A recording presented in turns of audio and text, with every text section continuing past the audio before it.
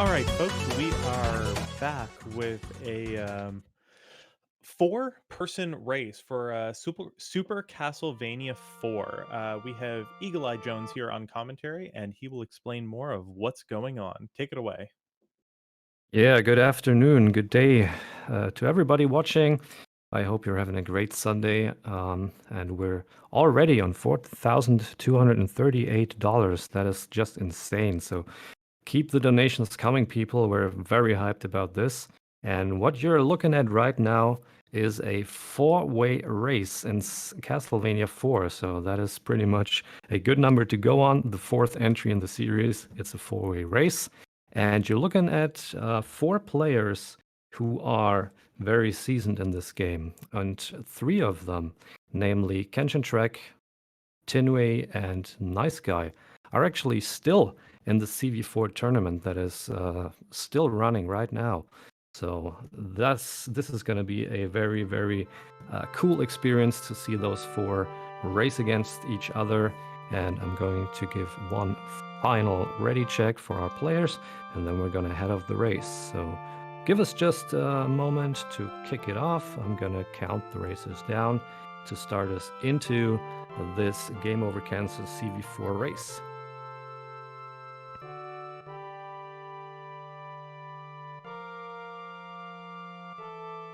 So I'm just checking on the races if every one of them is ready.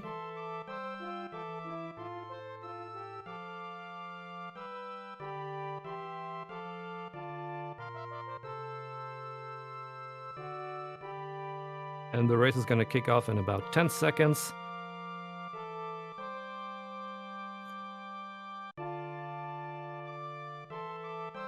And there we go. Now let's look at the sync.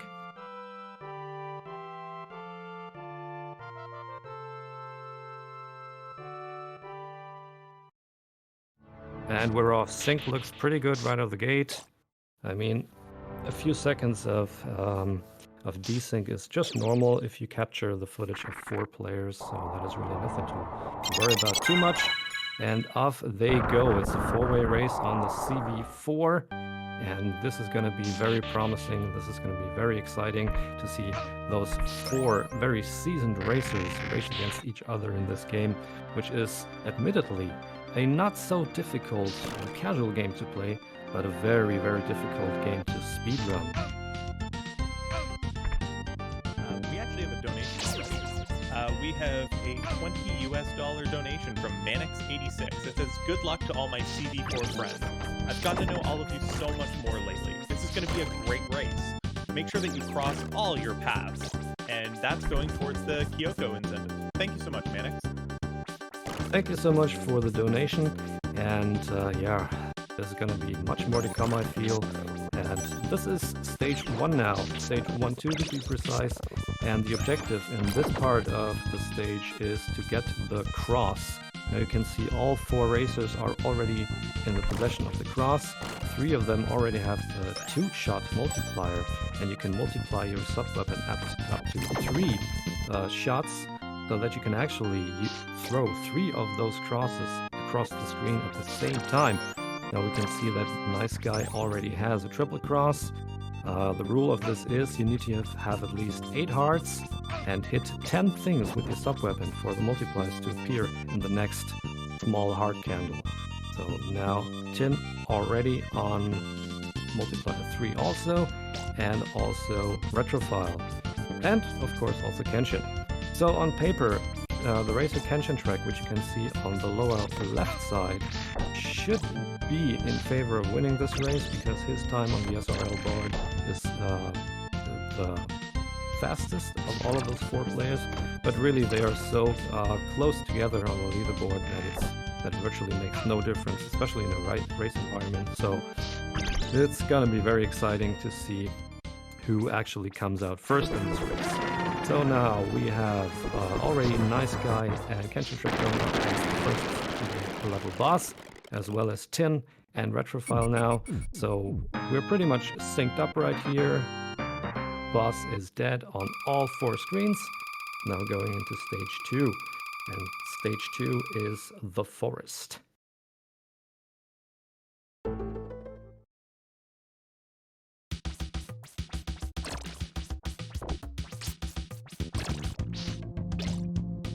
And the forest, you have to make sure to not grab by those purple hands that come out of the ground. They cost you valuable seconds. And what you see the players doing there is the so-called damage boost. They will boost off enemies in order to get Simon to accelerate forward and to save a few frames here and there. And it's all about the greater picture. In the end, all those boosts will add up and help get you across the stages faster. So we can see that Nice Guy and Kenshin already on the second section of the stage. And now going into the swamp. Nice Guy is the first one to enter it, and the swamp is littered with all those birds and frogs and all those critters just running and flying around. You have to make sure to get rid of all those little pests flying through the air and creeping on the ground. So just throw a bunch of crosses, make sure to whip the best you can to get rid of those.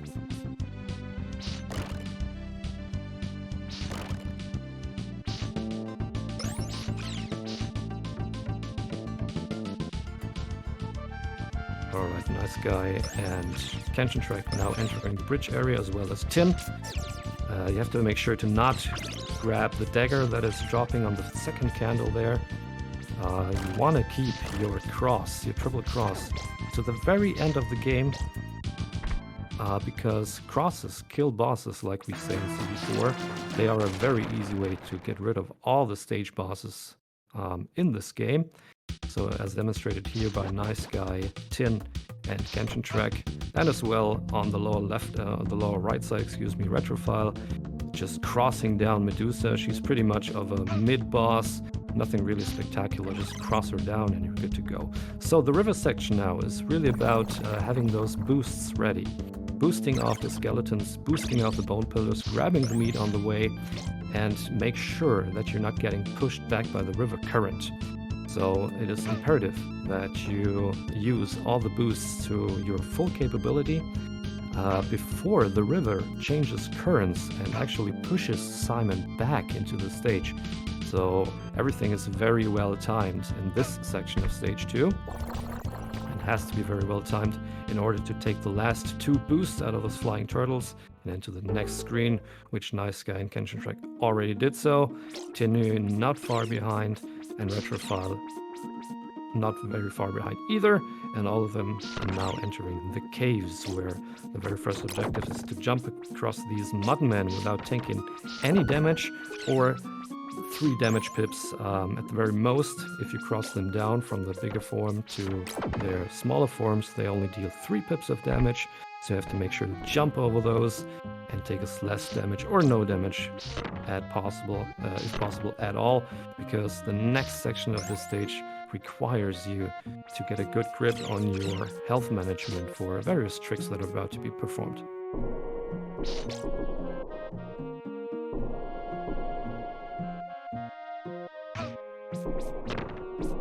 So keep in mind that every donation you guys do goes straight to the Game Over Cancer, to the Canadian Cancer Society, and cancer is a terrible disease, so please make sure to donate if you can. Now, going into the waterfalls, we're going to see some tricks of the players, namely the ring glitch. And the ring glitch is one of those fancy tricks in Castlevania 4 that lets you suspend above the ring, which Nice Guy did here. You can see that Simon is just boosting off the top of those rings, really reversing gravity for a moment, and saving around 10 seconds by doing that. Now let's look at Retrophile here, and the last one doing the ring glitch. Yep, he's up there. He's a little behind now, but not too far. The 3 other players now entered the waterfalls. You have to make sure to not get hit by those falling blocks here. And there's another trick going on, which is the eye boost. Nice Guy did that one, and so did KenshinTrek, and Tinnue skipped on this one. Now we only have Retrophile left to be able to do this trick, and that's what I said.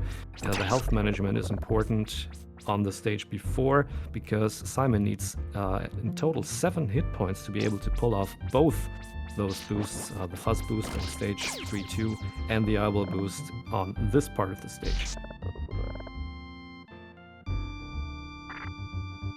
I'm trying to do my best here to keep all 4 runners up to speed. So excuse me if I'm missing 1 or 2 actions of those players. Nice guy now doing the ring glitch upwards. It's one of those fancy tricks you can do. Tin is... Oh, she tried to do it, but she didn't quite get it. So she has to take the lower route around it. And Nice Guy and Kenshin now both entering Orphic Vipers. Orphic Vipers is one of those bosses that you need to just kill quickly, because the longer this boss is on the screen, the more lag it produces. And the lag just slows down your gameplay, while of course the timer is still running. So you have to make sure to just cross them down in a very quick fashion. And there is a quick kill, which Tinnue did beautifully just right now. Saving a few seconds in the process by doing so. It's a matter of setting up your cross throws at the exact right moment. There are some visual cues you can use in doing that. So, all of them 4 now done with Orphic Vipers. No, Retrophile still about to do the Orphic Vipers, and he got the quick kill very well done. The other 3 have already entered stage 4-1. And stage 4-1, you have to really make sure to look out for these platforms. They turn as soon as Simon steps on them. And the jump timing on those platforms is a little, takes a little getting used to. You need to make sure to jump the instant you touch those platforms in order to not fall down.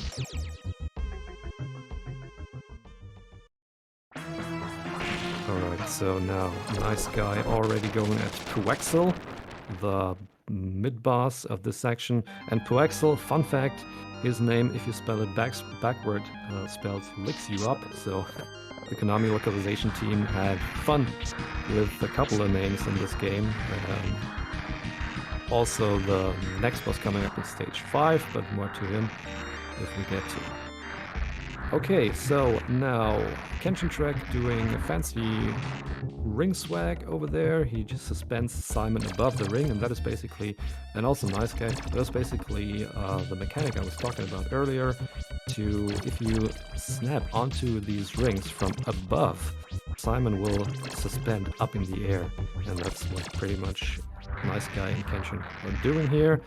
But you could also just decide, like Tin does on the upper right side, to just sit those Medusa heads out, just duck down, sit there, don't move, and those Medusa heads will actually fly all the way around Simon without having to do anything. Alright, we actually have another donation come through. Dat1niceguy donated $20, saying, even though I've been hanging with space furries, still gotta show love and support for my CV homies. Thank you so much, V-Dot, and that donation was going towards the Misako incentive.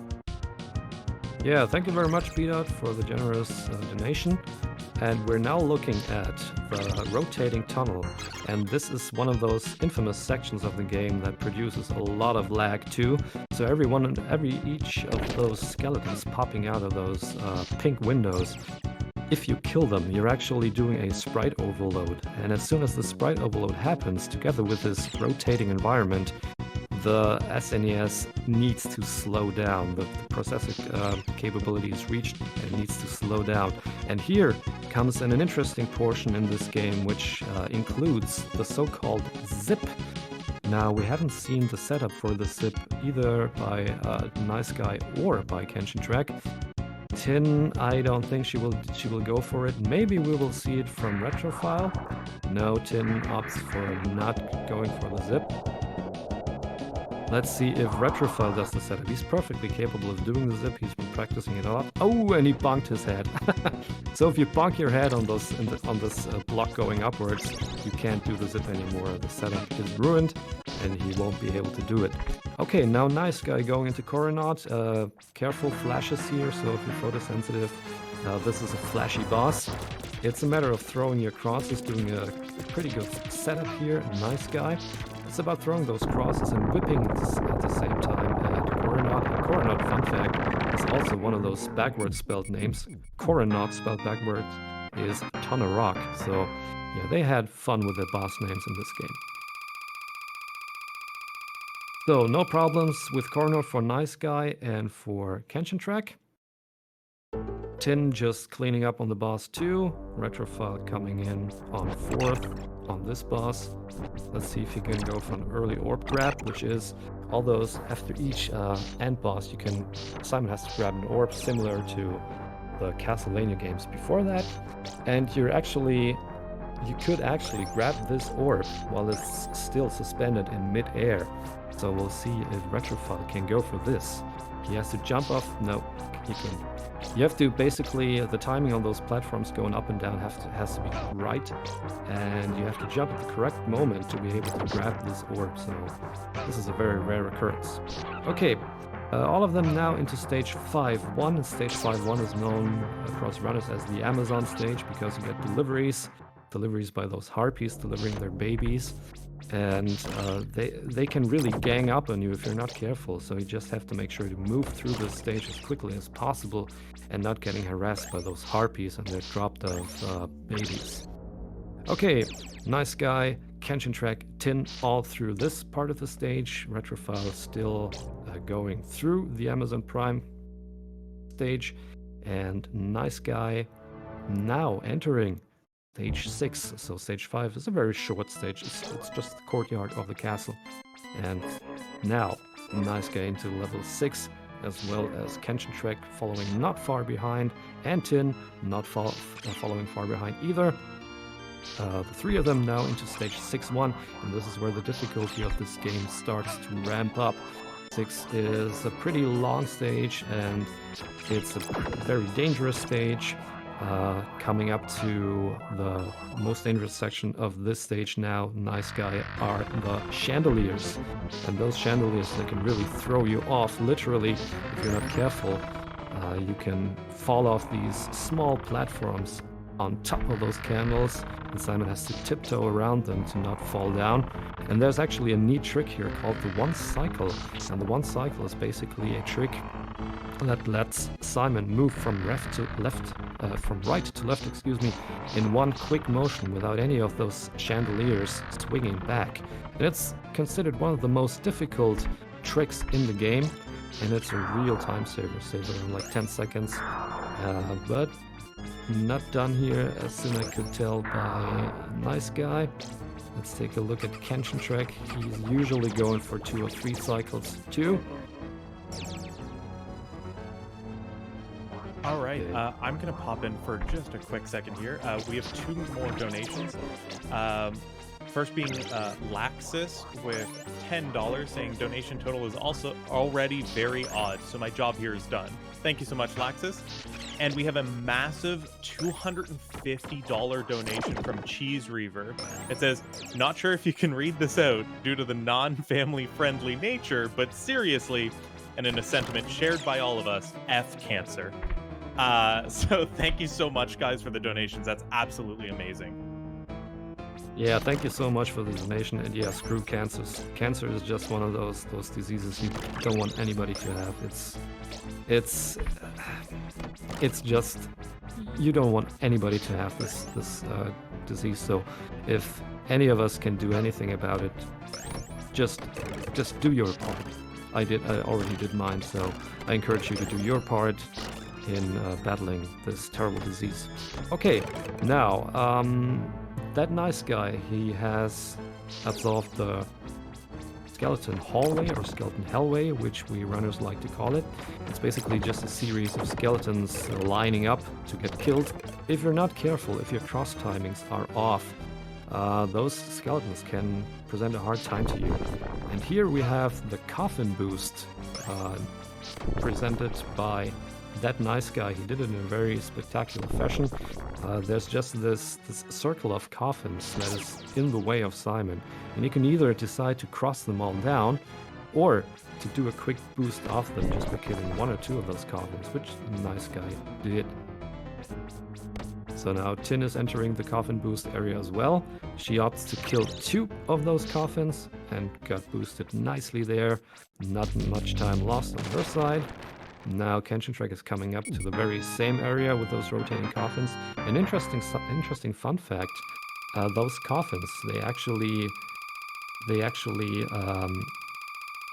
are looking different in depending on which version of the game you're playing. So if you're playing the Japanese version, which Nice Guy is doing, for example, you can see the crucifixes on those coffins, and those were removed in the US version of the game to not,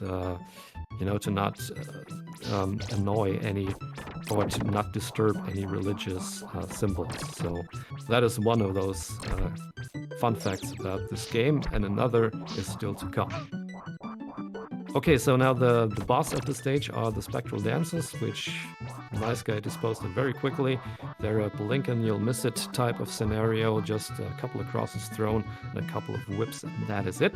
So Nice Guy now has entered 7, as well as Tinnue, as well as KenshinTrek. Both are now, all of those three are now on stage 7, excuse me, and Retrophile now following not far behind, going into stage 7 as well, the library. And the cool thing about the library is the setting, the music. I mean, it lures you in. It lures you in into a false sense of security, that you're in a beautiful environment, yet everything is trying to kill you. There's dangerous pitfalls everywhere. There's a couple of tricks in this stage too, like for example, the book jump. And the book jump is one of those fancy tricks that actually saves you just a couple of seconds if done right. And if you fail at this book jump, it'll set you back like 50 or 60 seconds. So let's look at Tinnue, if she's doing the setup for it. Yep, she did the book jump. And that is basically, you jump off this first book onto the ledge with a red skeleton without having the book go back and forth, which is the usual way. I'm gonna hop in again because we have a couple more donos already. We have Mivu24 with a $25 donation saying, let's have a nice CV4 race to kick cancer in the butt as well. Good luck to everyone. Thank you so much, Mivu. And we have a $10 donation from Nira Hill. No message with that one. So thank you so much again, guys. You guys are being absolutely amazing. Yes, thanks a lot, guys. And we could see that RetrophileTV was also pulling off the book jump trick here, while Nice Guy is already up to the stage 7 boss. His name is Gracool, and he can be a pain if you don't have the crosses, if you have to whip him down with a whip only. But with the help of crosses, he's no big deal. And Tinnue is trying to do the corridor boost here on her way to Gracool, having a little trouble getting him controlled. Let's look at KenshinTrek, how he does with the boost. Yep, and the boost consists of boosting up the first axe that is thrown by the Axe Knight, and then taking the boost and jumping on top of the Axe Knight that comes next, while grabbing the meat in the candle above the Axe Knight as well. So yeah, KenshinTrek succeeded in doing so. Retrophile tried to go for it, didn't quite get it. Tinnue, she killed the boss now, as well as KenshinTrek, and Retrophile is about to do the very much the same, while Nice Guy is already in stage 8, and stage 8, considered among CV4 runners, is also called stage hate, because you just love to hate it. It's a very dangerous stage, there are spikes everywhere, and those spikes on the crushers, we call them, they kill you instantly. And even if you touch them from the side, you know, even if Simon just walks into those spikes from the side, they will kill you. So you have to look out for those, to not touch them in any way. Also, those crushers going up and down slowly, they also are deadly to the touch. So you really can't touch anything besides enemies, which you can do damage boosts off of. But other than that, it's a very dangerous stage and everything is out here to kill you.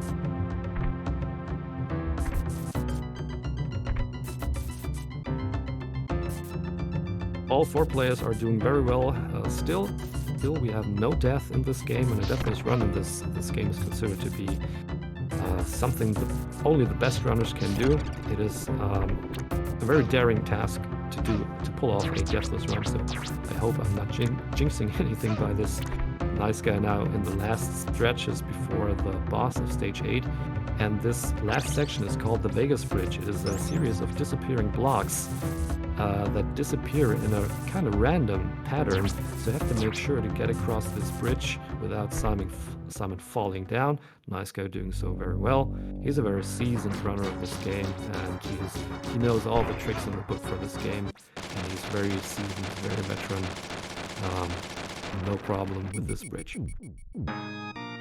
The next one coming up to the Vegas bridge should be KenshinTrek from what... No, is Tin, excuse me. She'll be coming up to Vegas now, and you can actually roll on Vegas, and that means you could take a damage boost, which Tin did, and she tried. She tried to do the damage boost of the destroyable part of those stairs, hopping onto the Vegas bridge, getting boosted onto the Vegas bridge and crossing it very fast, and she died in trying so.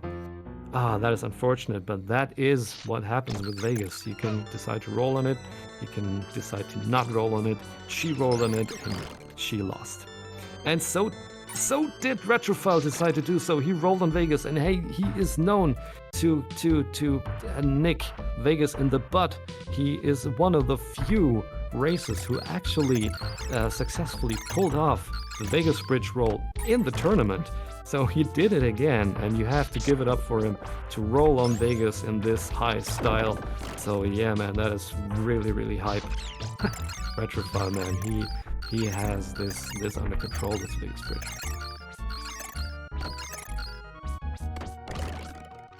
Okay, Nice Guy and Kenshin and Retrophile already moving into stage 9. Now, unfortunately, Tin, she's a little bit behind because she rolled on Vegas and she didn't quite get it.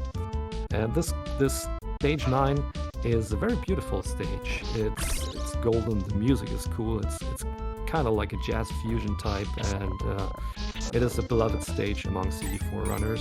But again, it's a very dangerous stage.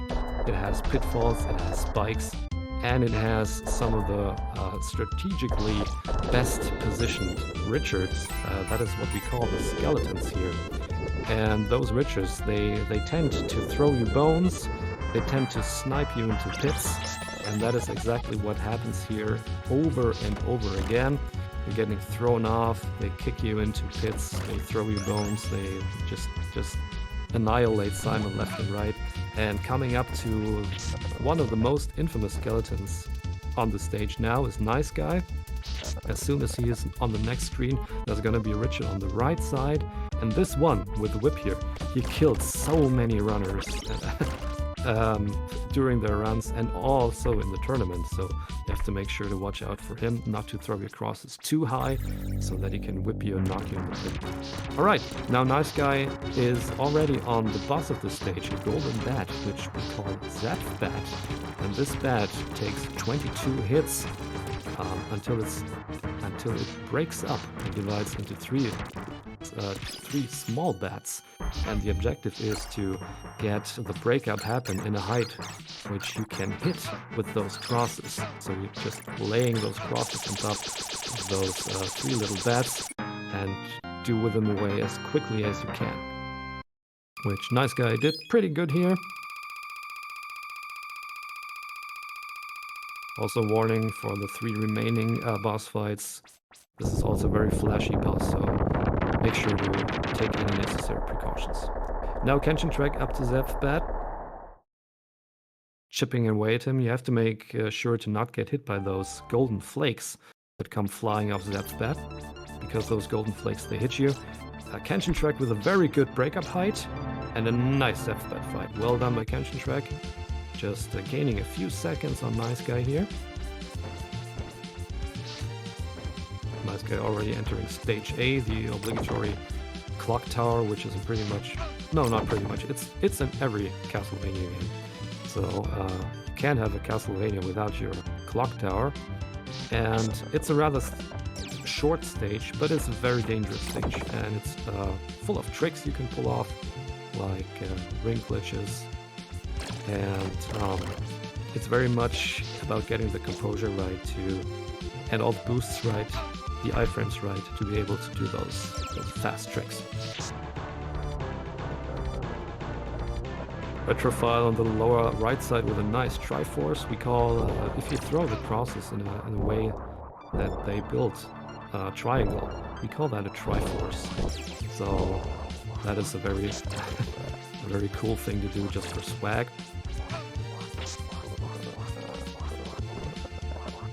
Alright, and we could see now on the top left side, Nice Guy was one of those fast descent tricks. You need to grab this ring, but He's now in a pinch. Oh no, nice guy with a death. Suffering the death of this one Axe Knight here. You have to be very careful to take the D-boost and make good use of the iframes here in the right way to not get knocked into the pit. And yeah, nice guy, he fell for it, unfortunately. Now it seems that KenshinTrek is back in the lead, doing the fast climb too. Yeah, he's very solid. KenshinTrek is one of those players. He's actually practicing the game like every day. He's a very cool and collected player. He has very solid strategies for the game altogether. And he's just one of those guys you love to see play because he's so consistent. And now, yeah, KenshinTrek is in the lead. He's coming up to the Mummy, which is the stage boss for 8.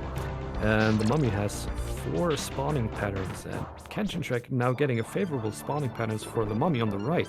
And that means if Mummy spawns to the right, you can actually one-cycle Mummy. That means you can kill Mummy in one of his appearing cycles, which KenshinTrek wasn't able to do, unfortunately.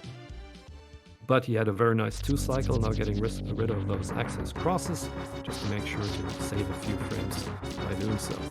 Now nice guy also on the fight against Mummy. He also got the right spawn. Couldn't do with the 1-cycle either. But it's going to be a quick 2-cycle now. Getting a little knocked back by Mummy there. All right, we have another donation. We have a $10 donation from Agent Wyvern with the message, all the runners doing really well. Let's go. Thanks so much for the donation, man. Yeah, thank you, Agent Wyvern. Agent Wyvern, by the way, a fellow Castlevania speedrunner himself. So if you haven't already, please give him a follow. And Tin, she now got away with killing Mummy and Retrophile on the lower right side. He's not far behind still, and yeah, it's not a deathless run anymore, but it's still a very close race, I have to say. Kenshin now with the lead still on the lower left side, and he's now into the stairs boss section. And these stairs are just actively trying to kill you, so you have to make sure to do very precise button and directional inputs on those stairs to not fall down, because those stairs, they will do everything in their power to make Simon tumble down. So you have to make sure to be absolutely precise on the directional inputs here. There's a neat little trick demonstrated by Retrophile on the lower right side by just falling down those stairs here and catching those last stairs on your way down and just continuing down the screen. Okay, now Kenshin with the last portion of this ascent, and he's now got solid stairs under his feet. They won't crumble anymore, but you still have to be very careful to not get knocked back by those enemies here. They will knock you back into the pit if you're not careful. Kenshin a little bit low on health maybe. He might be thinking to go for the second meat, which is up in the leftmost candle, up in this corner here. No, opts not to go for it, directly into the Slogra fight. And Slogra, he is one of those dreaded bosses in the game. KenshinTrek himself, he calls him the destroyer of dreams, because Slogra, he smells PBs, he smells if you're in the lead, he smells if you're having a good time, and he will do everything to kill you. His attack patterns are somewhat very random. He does this charge in phase 2 now, which we've seen him doing, and you have to make sure to get out of the way of those beak charges, because they can really ruin your day. And the thing is, if you die here, you lose all your crosses. And losing all your crosses on this section basically means... and exactly what I was feared happened to Kenshin. Talking about commentator's curse. And he's now without any crosses. Now, of course, nice guy back in the lead. He had little to no trouble with Slogra. He was kinder to him than he was to Kenshin. There's a few meats up on the way to the next boss, which is Gaibon. And now Kenshin has to go whip only on all those remaining bosses. There's no way to get the cross back once you're here in this part of the stage. So I mean, Kenshin, he's a very seasoned whip-only runner too. He knows this game inside out, whip-only. But, of course, Nice Guy now with a significant lead over him because he's in possession of the 3 crosses still. And now we can see on the lower right side, RetrophileTV already on his way to beat Slogger 2, while KenshinTrek is still having trouble with him. That is just one of those things. If you don't have the crosses, the boss, the speed at which you can kill those bosses is drastically going down. So Kenshin now having defeated Slogger, he's now going up to Gaibon, and Nice Guy had a very, very, very quick and clean death bite. That is one of those bosses that can give you headaches pretty much. And Nice Guy, he's now our first player to go up to Dracula, the final boss of the game. So we're at the 33:30 mark now. And Nice Guy going into the drag fight, which is a matter of one or 2 minutes. Okay, Tin. Tin was close to getting whacked by Slogger also. But now it's Tin's and Retrophile's game to catch up with Kenshin, really. Because crossless death is also a very jarring thing to do. And if you get a quick kill on death like Nice Guy did, you're very much an advantage. Okay, but now let's look at Nice Guy. He's going at Dracula. It's a matter of throwing crosses at the height of his head, because the only part that is vulnerable on Dracula is his head, like in the games before, or like in some of the games before. And he's now entering phase 2, and in phase 2 there'll be lightning pillars coming down from the top of the screen. You have to make sure to get out of the way of those. I mean, Nice Guy, he's very good on HP, he can just tank the damage.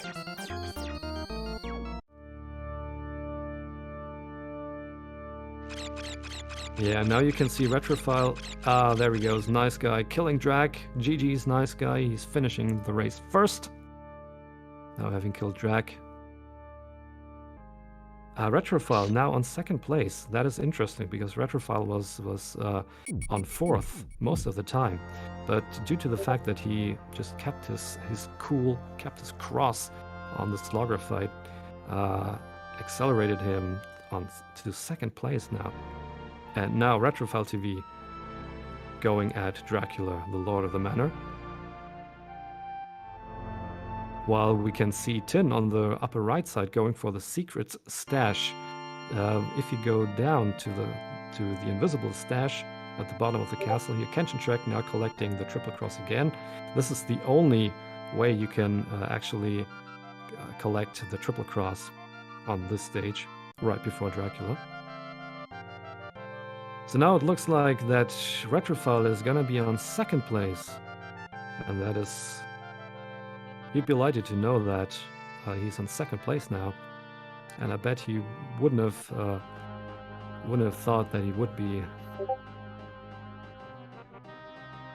Okay, now RetrophileTV on the 2nd phase of drag. It looks like Tin will be going into the 2nd phase as well now. Now the drag is down to 4 pips of health, and congratulations to Retrophile for taking the 2nd place in this race. GG's to him.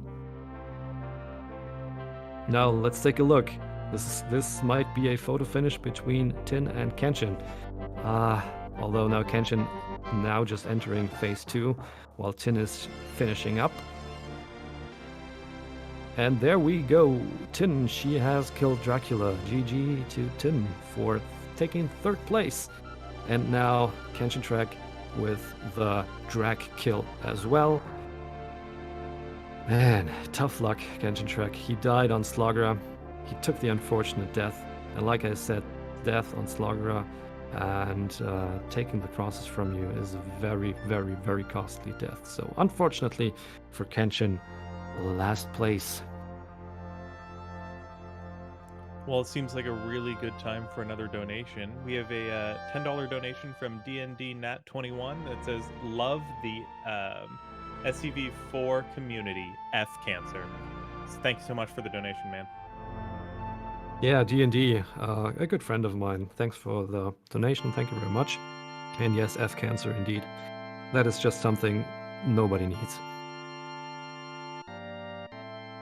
So yeah, that was very cool to watch this fourfold race of some of the most seasoned racers this game has to offer.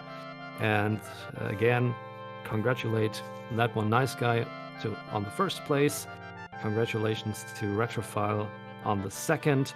Congratulations to Tin on her third. And commiserations to KenshinTrek on the fourth place.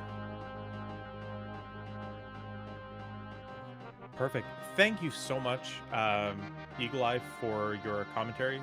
It was insanely informative. I think you did an amazing job, dude. I felt bad every time I needed to cut in and say something because I didn't want to interrupt you. So thank you so much for that. And as well, thank you so much to all 4 runners. You guys put on a great show, and it was quite the race. Yeah, thank you. Thanks for having me. It was a pleasure. Perfect. All right, we are going to cut to a brief intermission, and then we are going to be coming back with some new Ghostbusters 2. So don't go anywhere, and we will be back very soon.